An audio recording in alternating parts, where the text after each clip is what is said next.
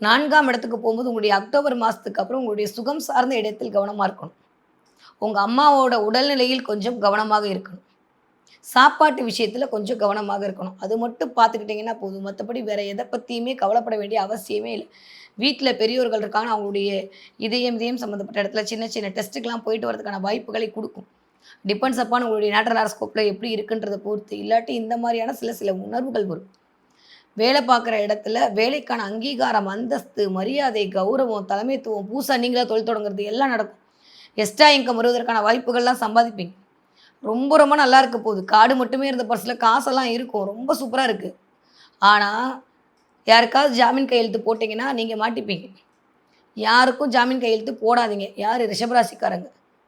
அதே மாரி போயிட்டு வர விஷயத்த சொல்லாதீங்க. ஒரு விஷயம் முடியறதுக்கு முன்னாடி சொல்ட்டீங்கன்னா, அந்த விஷயம் முடியாது உங்களுக்கு. அதனால அதில கொஞ்சம் கவனமாக இருங்க. செஞ்சு முடிச்சப்புறம் அவங்களுக்கே தெரிஞ்சுக்கட்டும். நம்பளா போய் எதையும் சொல்ல வேண்டாம். நெறைய இந்த தடவ நட்பு வட்டத்தின் மூலமாக உங்கள வேல